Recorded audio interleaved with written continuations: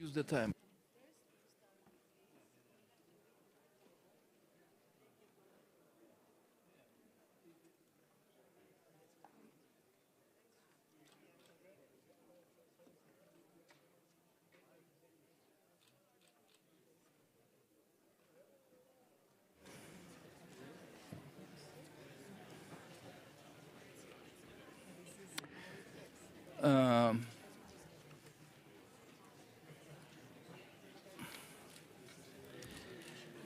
Yes, yes. Dear colleagues and friends, attention. The sitting, yes, the sitting is open. So, on behalf of you, I would like to declare the 2023 after New Year, our ordinary session of the Parliamentary Assembly of the Council of Europe declared to be open. They cannot hear. No? Emmanuel, come closer, please. Okay. Closer. Now is better. And use the hammer. Now is better. Thank you. Allow me, dear friends, to say that our sitting is open, and I declare our ordinary session of this after New Year 2023 session of the Parliamentary Assembly of the Council of Europe to be opened. So, welcome, and I would like to welcome Secretary General. Nice to be together. Allow me, friends, being not, I'm sorry for my joke, being not oldest, but long-standing member of our Assembly and having honorable duty to say a few words on the beginning of our session. And after that, we will go with all possible procedures for election and for approval of our seats in the committees and in the chairmanships. So, allow me to say that I remember very well when I entered these facilities of Council of Europe Parliamentary Assembly, this hemicycle, for the first time in '93. And at the same time, I met Despina. It was for her first year too. So, Despina, 30 years for both of us together. And I can humorously tell Despina, and you still radiates youth, that the conditions in our post-Soviet prisons were indeed poor. Well, that was your connected to your report during those times. But later, Lithuania accepted the criticism and corrected the situation. Separately, looking back on the history of the Assembly, I would like to thank Kingdom of Denmark and their delegations for the historical resolution proposed in 1960 by the courage Member of Parliament, then conservative leader of Danish party, Marie Antoinette von Lowzow, died in '85 and adopted by the consultative Parliamentary Assembly of the Council of Europe regarding the non-recognition of the occupation of all three Baltic states by Soviet Union. In '96, Russia was obligated to withdraw its troops from Moldova and to pay compensation to those deported to Siberian gulags. And most of those commitments from the '96 by Russian Federation was not fulfilled. We will be heading for another world war, than told our delegation when Russia rejected to fulfill all their obligation to Council of Europe Parliamentary Assembly and to Council of Europe Executive part. If you remember, dear friends, Russian Democrats in this room, in the chamber, talked about it's the most. Boris Nemtsov, standing with his head held high at the Maidan barricades in Kiev, said that the Russian Democrats are with Ukraine. And for that, he was killed in front of Kremlin. After Russia's invasion to Georgia in 2008, after the unprovoked annexation of Ukrainian Crimea in 2014, with the representative of bordering states, especially Poland, Baltic states, from time to time our Romanian colleagues constantly try to warn you about the threat to us from Russia. Ukraine, which now has the status of a proud European Union candidate country, is now under attack of mass murderer. This country, Ukraine, even during the war, when the bombs are falling, heroically takes decisions that correspond to the spirit of the values of the Council of Europe. The Secretary General, let's applaud our Ukrainian friends for that you continue to vote in favor for conventions and resolutions created by the Council of Europe. We just recently unanimously recognized the Kremlin regime as a terrorist. Therefore, I hope that on May 17 of this year, the upcoming Council of Europe summit in Reykjavik will achieve concrete results in stopping Russian aggression against the all-democratic world. Persons who commit crimes of aggression in Ukraine must face retribution and take responsibility for their actions. And so too, those who gave orders to destroy cities and kill everyday civilians. It is for this purpose that a special tribunal must be established to investigate the crimes of Russian aggression. Where the dividing line is drawn today, dear friends, by the democratic world, it will remain there for many, many years to come. In his speech yesterday on the occasion of the 63rd the year 1963 German-French agreement, President Macron drew attention yesterday to the project of the European Union, which we will all have to defend. We must defend European sovereignty, like it was struck by German and French leaders yesterday. After February 24th, we unanimously reached a formula, and would like to strike unanimously in this chamber, reach the formula of all kinds of support, including tanks for Ukraine. Therefore, I ask each of you in your political parties and groups in your honorable districts to seek support for the Ukrainian nation, which is bravely fighting a desperate war of our values. As the great bells struck midnight in the Kremlin on New Year Eve just a few weeks ago, the cheer went up, the Russia expanding. You should know, Mr. Putin, that the entire democratic world, shoulder to shoulder with Ukraine, is toasting not the expansion of Russia, but the enlargement of the space of democracy, peace and European values. To that we can say in this New Year, hooray. On 27, just in a few days, we will commemorate the International Holocaust Remembrance Day. You know very well, like former colleague Boris Silevich, I am from a Holocaust survival family. My mother, Paulina, had spent 4 years in the Nazi camp, tortured every day.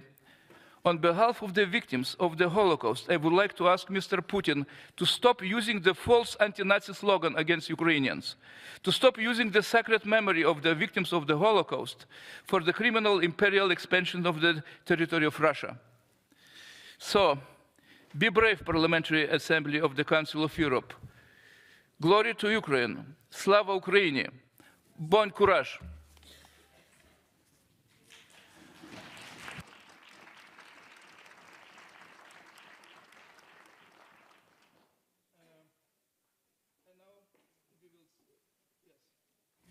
Now we will start the examination of the credential. The first item on the agenda is the examination of credentials of members for the 2023 year ordinary session of the Assembly. The credentials have been submitted to the President in accordance with the rule number 6 of the Rules of Procedure. The names of the representatives and substitutes are document number 15687. If no credentials are challenged, the credentials will be ratified. Are any credentials, dear friends? Yes, about credentials. That's Harold Weil from Germany. Ja, angenommen Ihnen zu sehen, ja, bitte. I must challenge the credentials because our delegation has been corrupted by the last elections on the federal level. The composition of the delegation consists of 2 members of the left party, and the left party did win their seats only on the special rule of 3 direct mandates, 2 of them in Berlin, and the Berlin elections have to be repeated by order of the Berlin Supreme Court till February 12 of this year. So the composition of the delegation is not just because of the results and the organization of the elections of 2021, which has to be repeated. Therefore, I bring it to your attention, colleagues, and may you back my motion that it has to be challenged. We are democracy, and we are exemplary democracy, and that's an issue which concerns not only Belarus, but all countries which are members of this great assembly. Thank you. Danke herzlich. Wie heißen Sie doch? Weil. W-E-Y-E-L. Danke herzlich. Merci beaucoup. Thank you. The Assembly now will have noted what your dear colleague said, but I must rule that it does not constitute a formal objection under our rules of procedure. So I will still thank you for your contribution, dear colleague. So for that reason, I would like to declare credentials set out in document 15687 are ratified, okay? So thank you. I would like to go ahead and as an election of the President of the Assembly. The next item of the agenda is the election of the President of our Assembly. We have received 2 candidatures. That is for Mr. Tini Cox. Here is in the hemicycle, yes. Incumbent president of the Assembly, member of the Dutch delegation, and member of the United Left Group, and our dear friend Alexander Mereshko, member of the Ukrainian delegation and member of the ACDI group. So the list of candidates and supporting signatures can be found in the document under number 2023/03. With the rule, accordance with the Rule 15, the President shall be elected by secret ballot. If neither candidate obtain an absolute majority of the votes cast at the first ballot, there will be a second ballot, in which a relative majority will be required. The vote will be conducted using the electronic voting system. I would like to announce that 5 tellers representing each political group will help oversee the election and counting. The tellers are, I would like to announce the names. From Socialist Group, our dear friend, Madame Clotilde Bushka. From APP Group, Ria Oomen-Ruijten. From ALDE Group, Mireille Clapeau. From ACDI Group, Oleksiy Goncharenko. From UL, United Left Group, Paul Gavan. So that's all our honorable friends who will be counting and supervising the elections. So now I would like, with your support, to invite the Secretary General of Parliamentary Assembly to recall the voting procedure and to present the technical arrangements that have been put in place for these elections. Please, the floor is open, Madam Secretary General. Thank you, President. So as it has been announced to you, please note that the vote will be conducted electronically using the SkyTel system online voting platform. I remind you that only members entitled to vote, namely the representatives and the substitutes who have been duly notified within the prescribed deadline, will be able to take part in the vote. To vote, you must use your personal email address as well as the mobile phone number you have previously provided to the Secretariat. If you have any problem because for some reason when you put your email address it doesn't work, please make a sign to us. We have the list of all the email addresses you have provided to the Secretariat. If for any reason you don't receive the code by SMS, that normally is the procedure, within a few minutes after you have identified with your email address, again, we can help you. There is a help desk just behind the chamber for this purpose. Just make a sign to us. When the voting is open, you will indeed receive an email with a link to the electronic ballot, and then you follow the instructions. Another message will follow you, will inform you of the closure of the vote, but this is in any case foreseen for 12:20. So again, please, if you encounter any technical problems, just make a sign to us. We will be helping you. We can also provide for you the link to go into the ballot procedure as soon as you show up that there is any problem. Thank you very much. Thank you for clarification, dear Despina. I would like now to announce that we are moving to the election of the president. It will now open the vote, which will close at 12:20, means we have 1 hour, after which the votes will be checked and verified. The results today will be announced at 1 o'clock p.m., and the Assembly will conclude the other items of business for the first sitting as set out in the draft agenda. So I'm declaring that the vote is open. I would like to declare to you that, again, that the result will be announced 1 o'clock.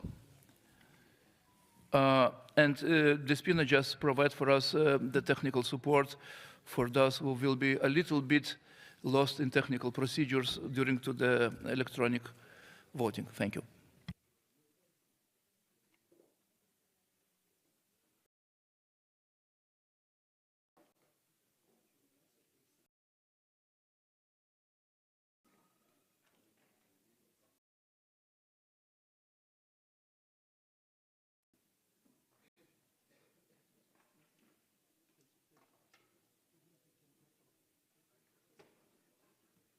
So the consultation, if you like to have, is behind in the place where was former place of our voting, usual voting, yes, behind the scene here, in the podium.